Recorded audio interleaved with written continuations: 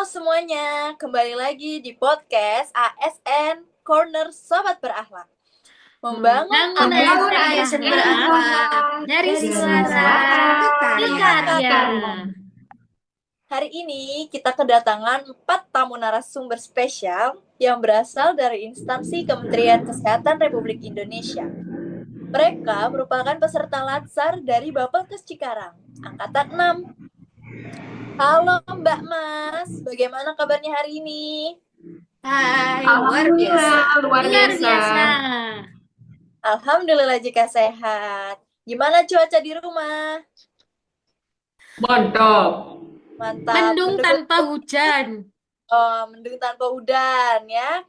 Semoga selalu aman ya. Oke, sebelum ke materi dan perkenalan, izinkan saya memperkenalkan diri dulu sebagai host.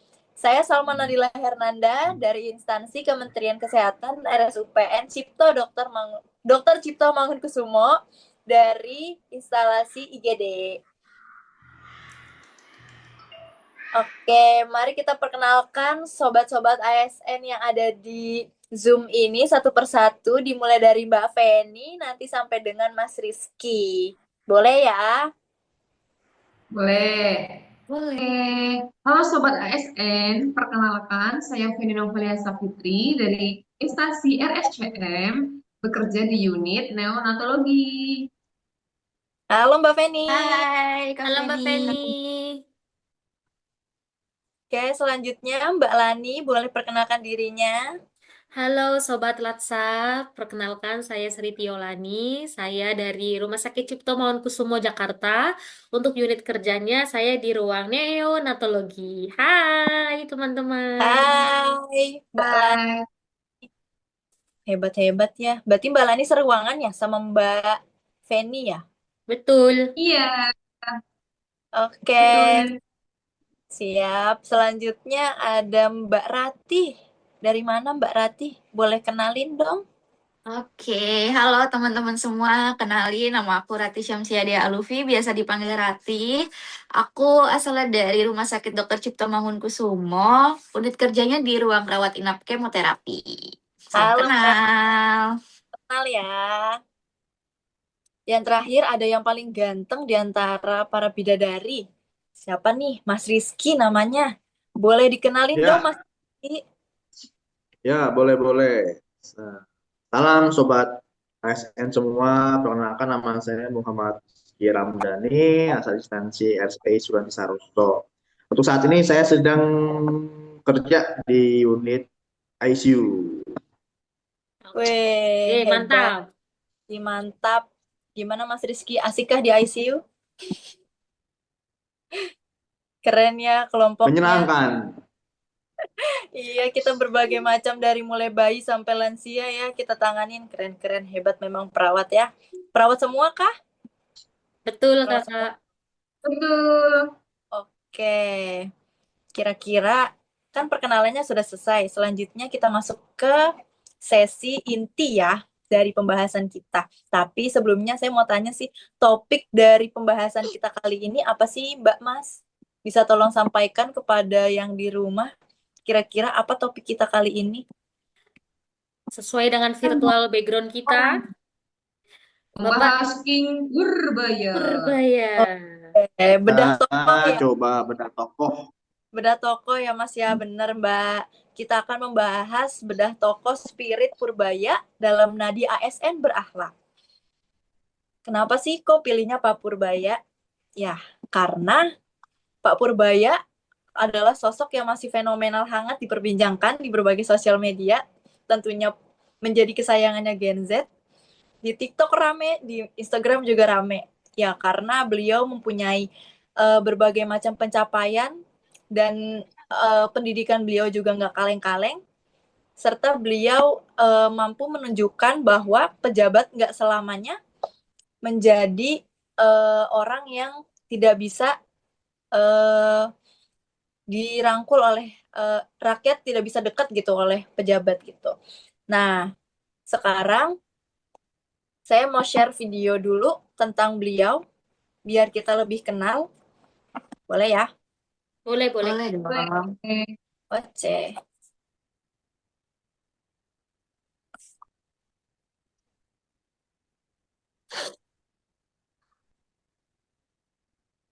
Di presiden ya, Pak?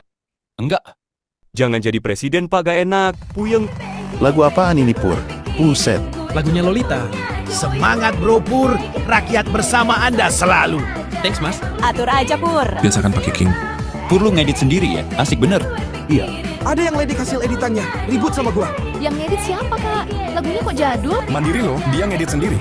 Seumur hidup baru lu Pur menteri yang gue follow medsosnya. Sama. Mohon untuk netizen kalau panggil biasakan pakai King. Terima kasih. King Pur atau King Baya kak? Info template Pur. Kaput. Next songnya Jaja Miharja. Cinta sabun mandi pak. Boleh.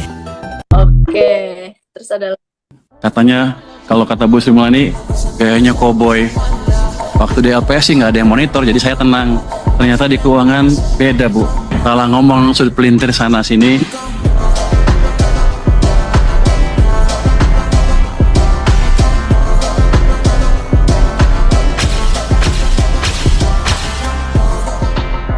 Oke, selesai videonya. Kita langsung tanya kali ya ke Mbak Feni. Yang pertama nih, kayaknya udah siap banget mau menyampaikan. Bapak Purbaya siapa dan bagaimana sih sosoknya? Gitu, boleh diceritakan Mbak Feni? Oke, dari yang saya lihat di video tadi dan beberapa data, Pak Purbaya ini merupakan sosok yang sangat kuat di bidang pendidikan manajemen publik. Yaitu saat ini beliau menjabat menjadi Menteri Keuangan Republik Indonesia. Beliau memiliki pendidikan sarjana di jurusan Teknik Elektro di ITB, Master of Science Ilmu Ekonomi di Purdue University Indiana, Amerika Serikat, pendidikan doktor bidang ilmu ekonomi dan di Purdue University Indiana juga, Amerika Serikat. Untuk perjalanan karir beliau, yaitu merintis dari bawah sampai ke posisi yang sangat pantas itu tidak dengan mudah. Beliau memiliki karir dari tahun 89, yaitu memulai sebagai field engineer di Schlumberger Overseas SE dari tahun 89 sampai tahun 94, menjadi senior ekonomis di Danareksa Research Institute, yaitu dari tahun 2000 sampai 2005, menjadi direktur utama PT Danareksa Securities dari tahun 2006 sampai tahun 2008, menjadi chief ekonomis Danareksa Research and Institute dari tahun 2005 sampai dengan tahun 2013. Menjadi anggota Dewan Direksi PT Danareksa Perseo dari tahun 2013 sampai 2015. Untuk staf khusus bidang ekonomi Menteri Koordinator Bidang Perekonomian Kementerian Koordinator Bidang Perekonomian, yaitu tahun 2010 sampai dengan tahun 2014. Menjadi anggota Dewan Komite Ekonomi Nasional dari tahun 2010 sampai dengan tahun 2014. Sangat panjang sekali ya historinya. Untuk saat ini beliau pada tanggal 8 September 2025 dilantik menjadi Menteri Keuangan pada Kabinet Merah Putih era Prabowo Subianto. Oh, berarti Bapak ini yang menggantikan Bu Sri Mulyani kemarin ya? Yang membuat indeks saham kita menjadi naik turun dan anjlok parah itu ya? Yang digantikan keren, yang menggantikan juga nggak kalah keren ya. Nggak kalah keren, Ih, keren lagi Tapi ya. tapi itu mempengaruhi harga indeks saham yang kemarin ya sempat anjlok banget ya. Tapi udah bangkit kembali. Keren memang Pak Pur ini. Ya, terima kasih Mbak Feni. Kira-kira apa ya pencapaian Pak Purbaya yang terbesar yang selama masa kerjanya ini yang bisa kita lihat gitu? Bisa tolong disampaikan Mbak Feni? Untuk dari segi kompetensinya ya, beliau sangat kompeten sekali, bisa merubah pekerjaan di pelayanan publik itu yang biasanya di pekerjaannya itu dikerjakan selama berminggu-minggu bisa disulap hanya menjadi singkat. Bisa disingkat hanya jadi jam gitu. Tidak membutuhkan waktu lama dan itu sangat efektif dan efisien bagi masyarakat Indonesia. Berarti Pak Pur menganut sistem efisiensi banget ya, efisiensi Iya. banget ya, Tay. Mm-mm. Oke, baiklah. Eh, berarti selanjutnya kita akan membahas inti dari pembahasan kita kali ini, yaitu ASN yang berakhlak. Nah, yang berorientasi pelayanan tuh seperti apa dari Pak Purbaya dan akuntabelnya tuh kayak gimana? Kan tadi Mbak Feni udah bahas tentang kompetennya beliau ya, bagaimana beliau sangat kompeten dalam pekerjaannya dan dalam bidangnya sendiri itu. Nah, kali ini kita akan bahas nilai-nilai core value ASN yang berorientasi pelayanan serta akuntabel yang akan nanti disampaikan oleh Mbak Mbak Lani. Maaf yo. Nah, aku mau nampilin video dulu ya. Video Boleh. tentang Bapak Pur. Nanti Mbak Lani bisa komen setelah videonya selesai diputar. Izin share screen.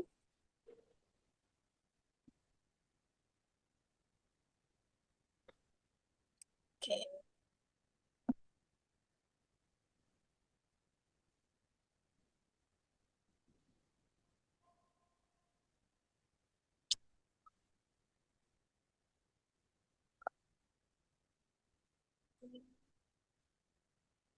Kabur ya? Iya.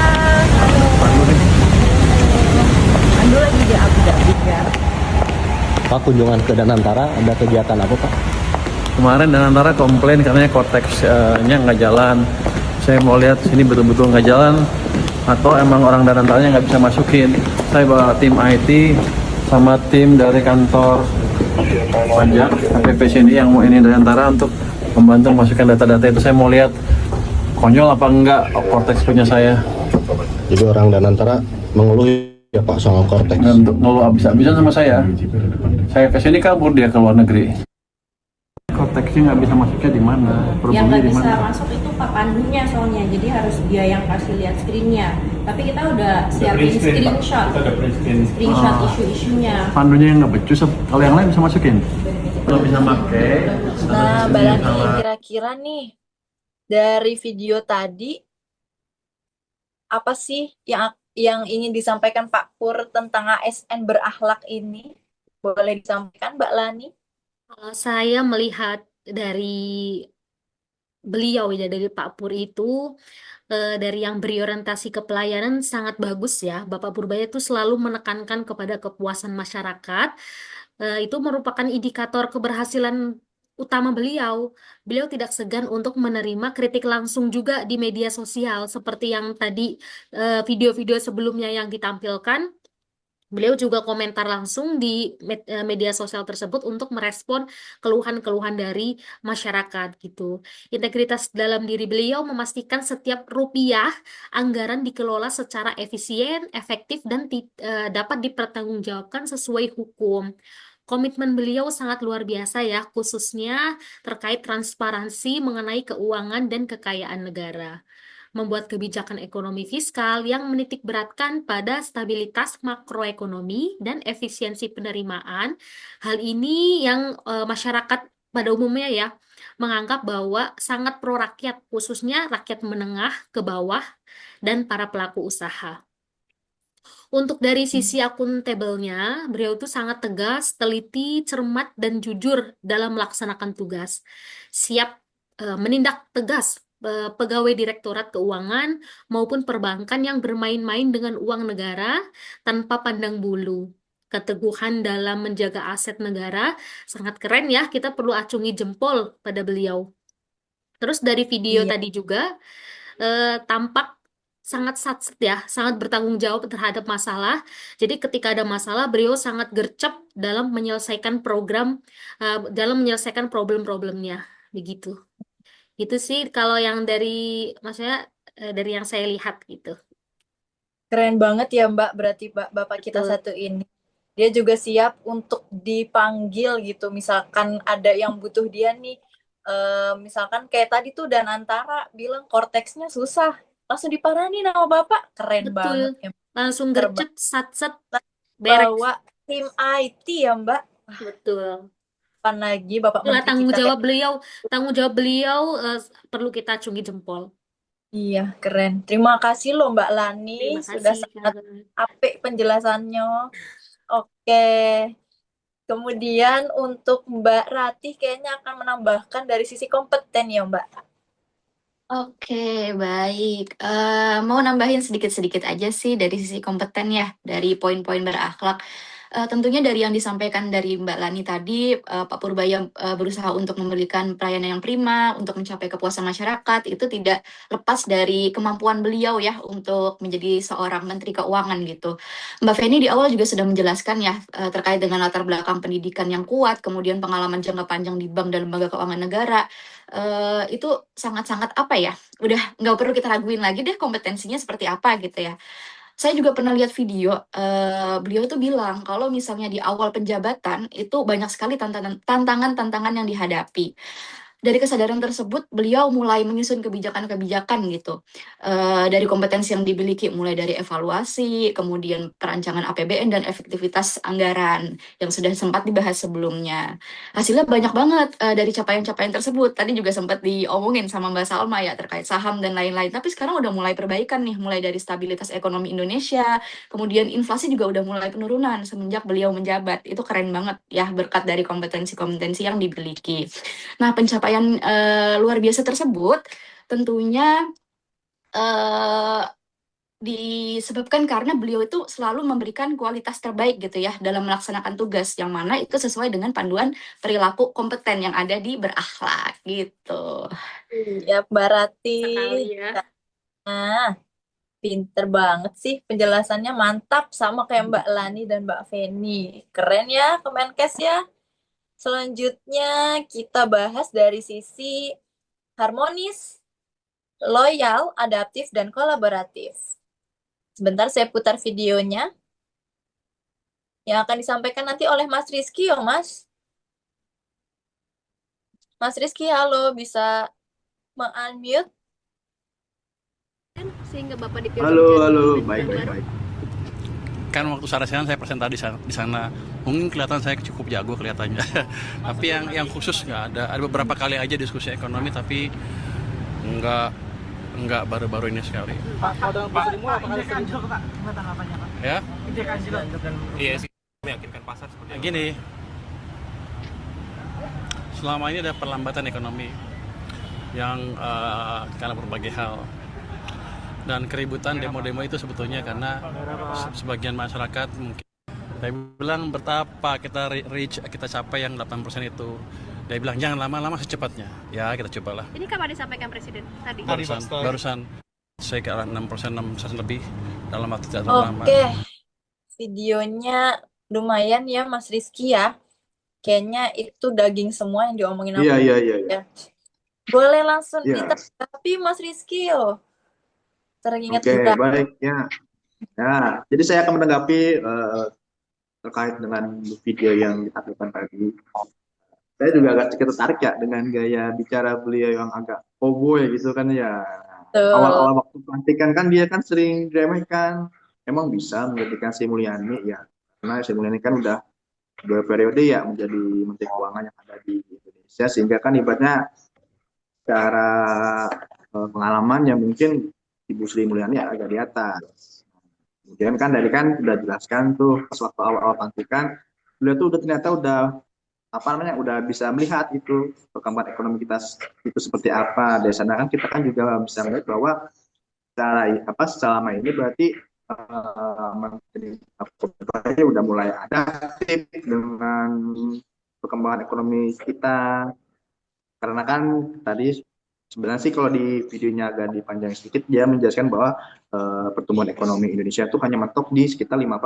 Makanya akhirnya sama Pak Prabowo, Presiden kita, ditargetkan untuk pertumbuhan ekonomi itu bisa naik di angka 6%.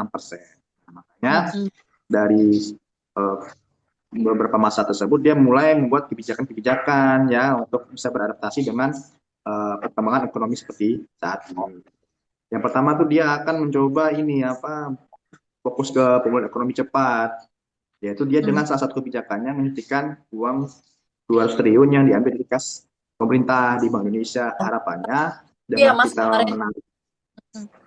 Harapannya dengan menarik uang 200 triliun tersebut dari kas pemerintah, kemudian disetorkan ke bank-bank negara. Kalau nggak salah itu ada 6 bank pemerintah. yaitu ada Bank Mandiri, Bank BNI, Bank BSI, kemudian BRI, terus bank apalagi ya saya lupa, pokoknya ada sekitar nambang gitu. Nah, itu dikasihkan harapannya dengan ada uang tersebut masyarakat ekonomi atau yang usaha mikro bisa mengajukan kredit. Nah, dengan ada kredit itu bisa menaikkan UMKM mereka. Harapannya dengan UMKM mereka naik, harapannya juga adanya lapangan pekerjaan dan juga meningkatkan daya beli masyarakat gitu. Nah, untuk perihal kolaboratifnya, kalau untuk membangun ekonomi nasional kan tidak bisa hanya mengandalkan Pak Purbaya doang. Nah, akhirnya Pak Purbaya itu ada tuh di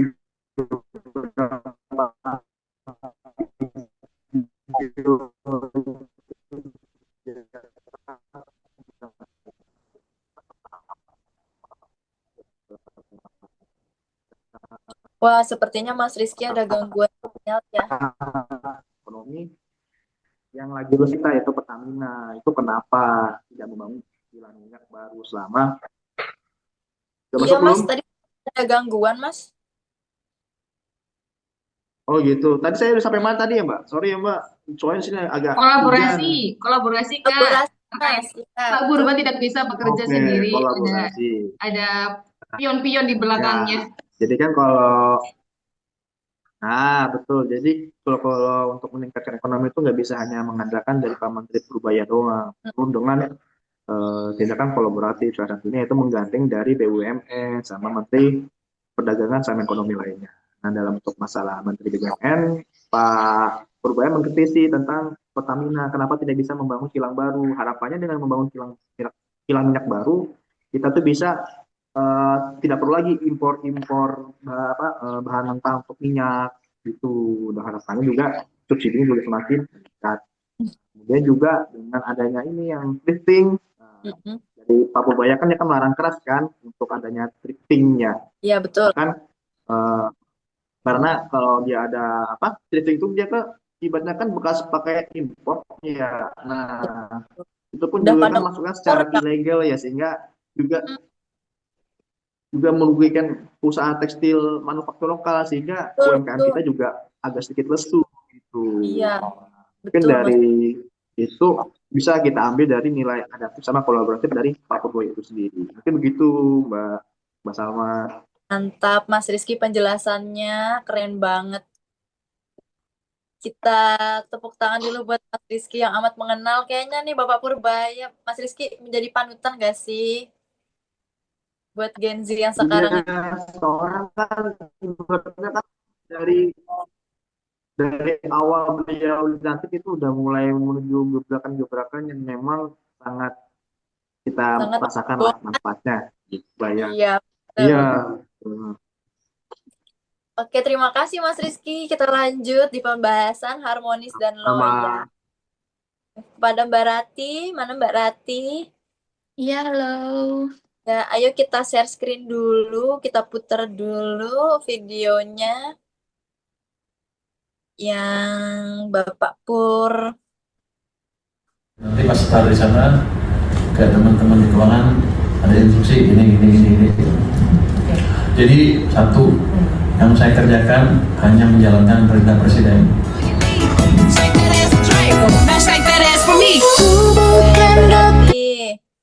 Boleh langsung komen Pak Pur, kira-kira lagi menjalankan tentang apa sih yang berakhlak tuh yang mana gitu.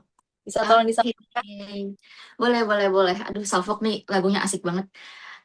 Dari tadi yang sudah disampaikan di video ya, Pak Pur bilang pokoknya saya harus mengikuti perintah presiden. Tentu saja itu menerapkan nilai yang ada di berakhlak, yaitu loyal gitu ya, di mana loyal itu sendiri merupakan sikap setia, patuh, dan berkomitmen penuh dengan mengutamakan kepentingan bangsa dan negara. Nah, dari video tersebut, kepatuhan yang beliau ungkapkan ya, itu artinya beliau sedang menerapkan perilaku loyalitas dengan memegang teguh pada peraturan pemerintah yang sah.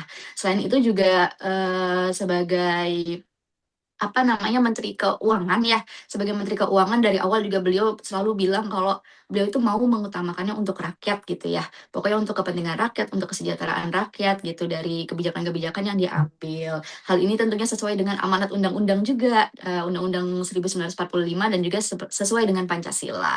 Nah, dari hal tersebut beliau sudah menerapkan nilai berakhlak yaitu loyalitas gitu. Mantap Mbak Ratih, keren banget penjelasannya. Ya, Bapak Purbaya adalah bukti ya bahwa ASN tuh masih bisa loh tetap keren dan profesional tanpa harus korup. ASN juga bisa loh untuk menjalin hubungan yang baik dengan rakyat ya kan. Selama ini kan ada kesenjangan tuh antara pegawai pemerintah dan rakyat biasa.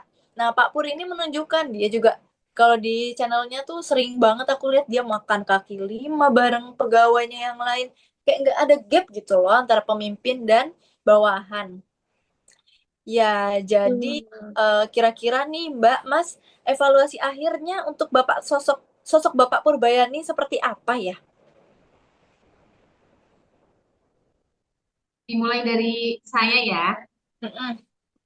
Jadi Pak Purbawa ini adalah bukti bahwa ASN itu bisa tetap keren dan profesionalisme dalam bidang pekerjaannya. Contohnya tidak perlu korupsi waktu, korupsi di kesehatan, di tenaga kesehatan, ya harus disiplin dalam bekerja. Jadi bisa diterapin ya yang udah Bapak Purbaya contohin ya di satker masing-masing ya. Iya, mungkin Mbak Lani, Mbak Rati, dan Mas Rizky bisa menambahkan untuk evaluasinya. Untuk integritasnya beliau itu yang tegas, teliti, cermat itu merupakan kunci kepercayaan publik kepada beliau. Mantap. Selanjutnya Mbak Rati mungkin menambahkan. Oke, kalau dari saya hal-hal penting sebagai ASN ya tentunya kita harus berkompeten seperti yang dimiliki Pak Purbaya. Beliau sangat berkompeten sesuai dengan di bidangnya. Kita juga sebagai ASN, terutama sebagai perawat juga harus terus meningkatkan kompetensi kita. Apalagi kita kan kerja juga langsung ke manusia gitu ya, tanggung jawab kita penuh untuk kehidupan manusia. Jadi kita harus terus mengembangkan kompetensi kita. Kemudian juga loyalitas dalam bekerja. Seperti Pak Purbaya juga yang loyal sekali terhadap pemerintahan, kita juga harus loyal juga terhadap pekerjaan kita gitu. Mungkin Mas Rizky bisa nambahin Mas Rizky. Ya, terakhir Kalau Mas dari Rizky. saya sih hal yang bisa kita pelajari dari Bapak Purbaya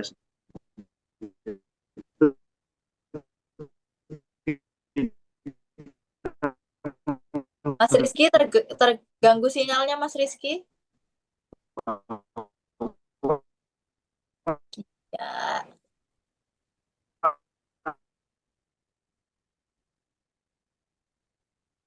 Oke, mungkin Mas Rizky terkendala sinyal, saya ambil alih ya. Jadi yang terakhir tuh kemampuan kolaborasi Pak Purbaya adalah kunci agar kita tetap profitable dan berkelanjutan. Tidak bisa hanya Pak Purbaya, beradaptasi dengan perubahan, inovasi baru. Jadi saya sih untuk ya Mas Rizky, saya ambil alih boleh? Suaranya renyak.